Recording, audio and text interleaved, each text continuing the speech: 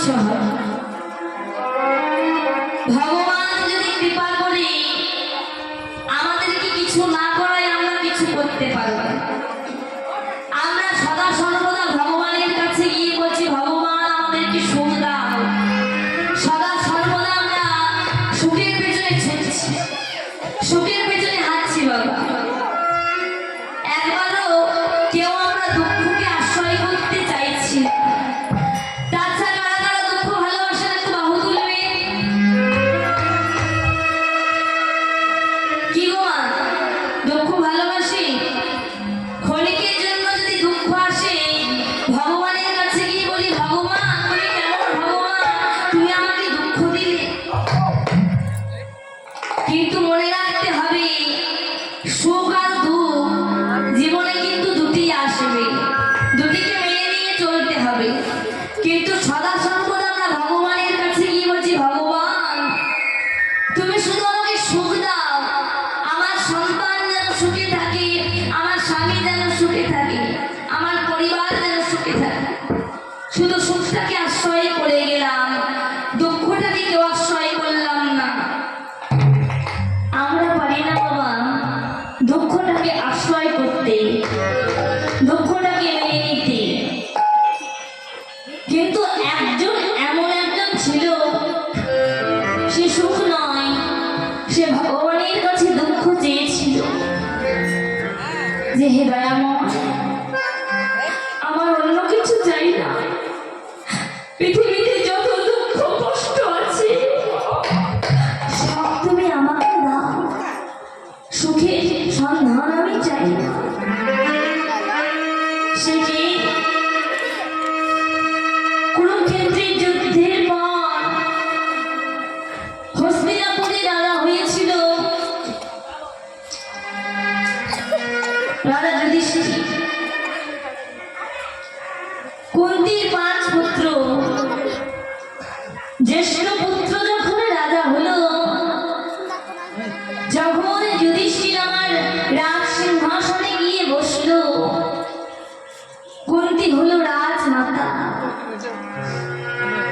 সন্তান রাজা হয়েছে, কুন্তি হয়েছে রাজমাতা। এবার দিনগুলো বেশ সুখেই কাটতে থাকলো। তখন একদিন কৃষ্ণ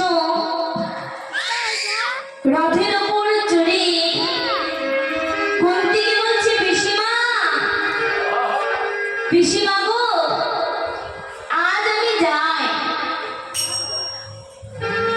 যেই না পিসিমাকে বলেছে যাই, পিসিমা চমকে উঠেছে। এ কি, কৃষ্ণ আজ হঠাৎ যাই বলছে কেন? কৃষ্ণ তো প্রত্যেক দিন কোথাও গেলে আমাকে তো বলে, পিসিমা আমি আসি। আসি শব্দের অর্থ হলো আমি আবার আসবো, আর যাই শব্দের অর্থ হলো আমি আর গিয়ে ফিরে আসবো না। তাহলে আজ হঠাৎ কৃষ্ণ রথের ওপর চড়ে আমায় বললো পিসিমা যায়। মনের মধ্যে একটা সংকট তৈরি হলো। কুন্তি পিসিমা বলছে, কৃষ্ণ, কৃষ্ণ তুই তো কোনোদিন আমায় যাই বলিস না। তুই যদি কোনোদিন কোথাও যাস, তুই তো আমাকে বলিস আসছি পিসিমা। তাহলে আজ হঠাৎ তোর কি এমন হলো, তুই আজ কেন যাই বললি বাবা? কৃষ্ণ বলছে, পিসি গো, তোমার সন্তান রাজা হয়েছে, রাজ সিংহাসনে পেয়েছে, তুমি রাজমাতা হয়েছ, তোমাদের দুঃখের দিন শেষ হয়েছে, এবার তো তোমার সুখের দিন পিসিমা। তাহলে এবার আমি যাই।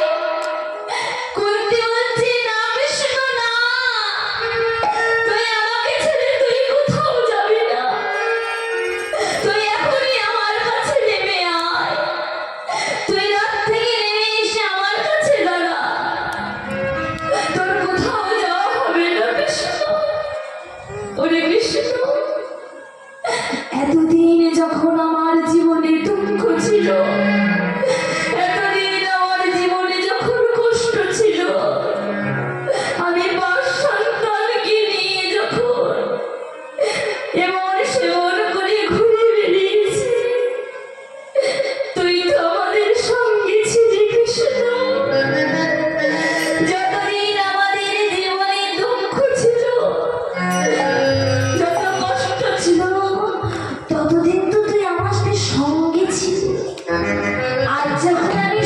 সুখের সন্ধানে এসেছি, আমার ঘরে যখন একটু সুখ এসেছে, তুই সেই কারণের জন্য আমায় ছেড়ে চলে যাবি?